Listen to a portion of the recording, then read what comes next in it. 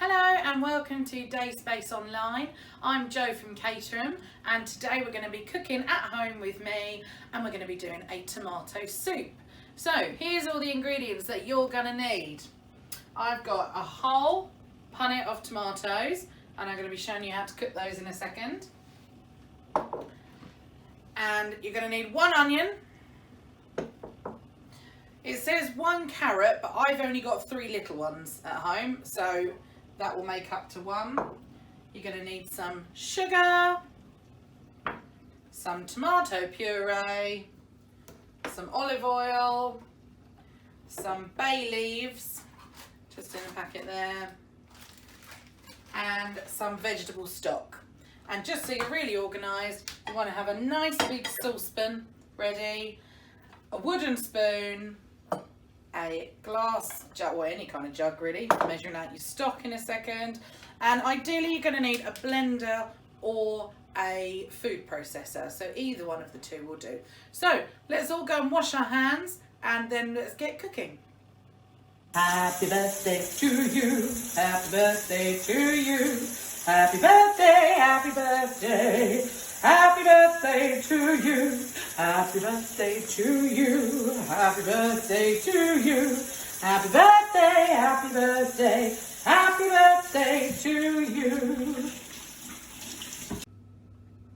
Okay, so first things first, we're going to start by chopping our onion and our carrot. And whilst we chop, you want to just get a little bit of your olive oil, pour a little bit into your pan and just get that heating ready to put your stuff in. Let's just turn that on carefully. Sit that onto about a medium heat. So our onion, we just want it nice and diced, quite small, okay? So ask someone to help if you're not so sure on cutting, but I like to go, all across one side, minding my fingers, and then I like to turn it and cut them all the other way. So that's our onion. Put that into the bowl with the rest of our onion that I've already done. Okay, and then our carrot. So I've peeled these already. And what we're going to do is we're just going to take off the top and the bottom. Remember, this is either one regular sized carrot or a couple of small ones to make up for it. Okay, and then we want these nice and small as well, so I would suggest cutting them in half down the middle.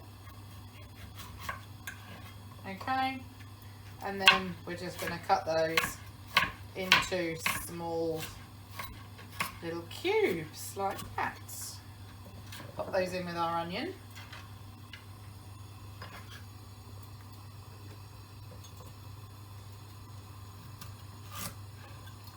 One, two.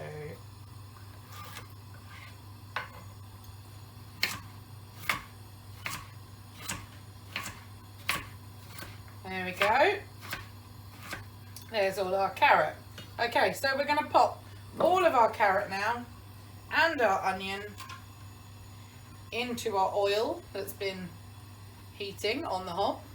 In those go carefully with a bit of a sizzle. Make sure you've got your heat medium to low and then just give them a stir. Now they're going to take about 10 minutes, and while they cook, it's time to prepare all your tomatoes if you haven't already done so. So what we need to do is we're going to cut our tomatoes into 4. So just down the middle and in half again. And then what we want to do is we want to take out the hardest bit and the stalk there. So I just very carefully cut that off like that. 1, 2, 3, 4. And you want to do that with all your tomatoes. Okay, so we're going to give 10 minutes for the onion and the carrot. Give it a stir a couple of times to get going, and then we're going to move on. now that our carrot and our onion have had about 10 minutes, they have just cooked down nicely like that. And what we're going to do now is add 2 teaspoons of tomato puree. So they can go straight in the pan. 1 and 2. And then we just stir all of that in so that it nicely coats everything, the onion and the carrot.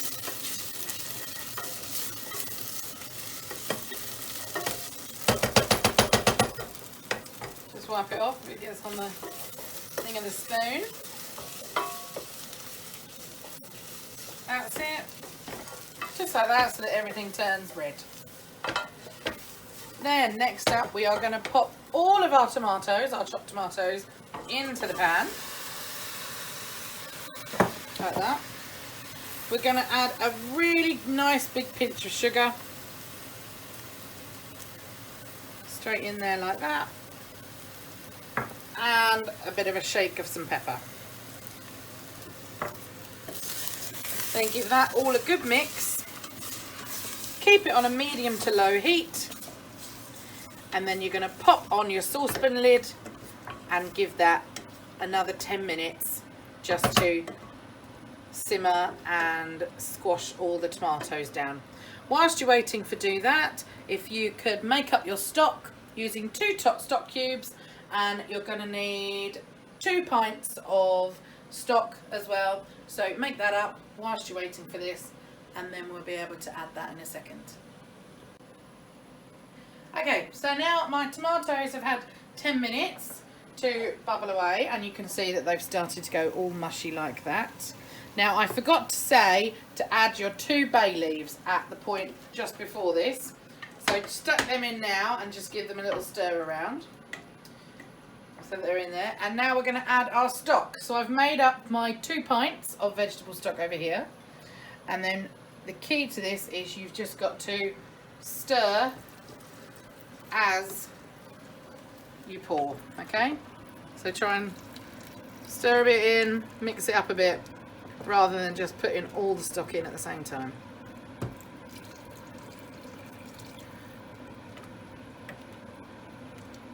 Keep going like that.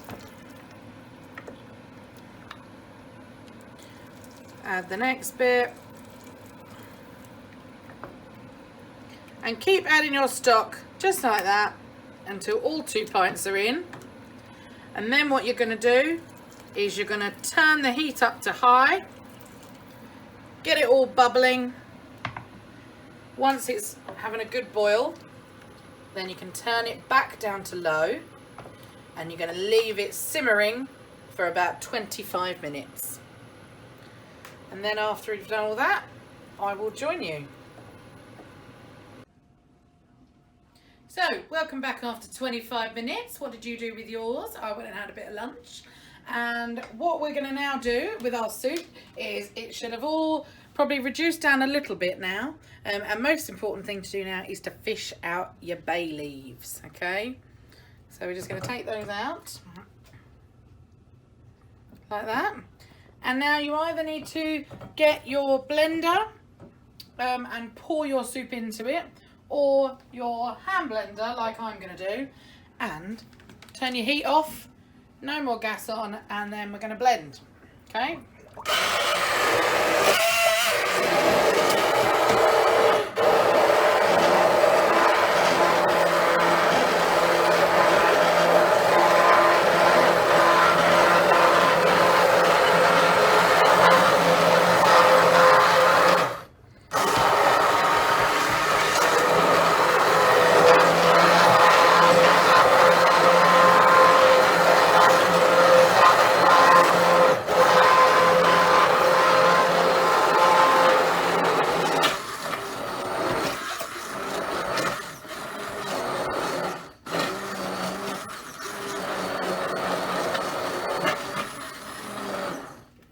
Okay, and then it's turned all nice and smooth and lovely. So last thing we're going to do is just add a tiny little bit of salt, a little bit more pepper,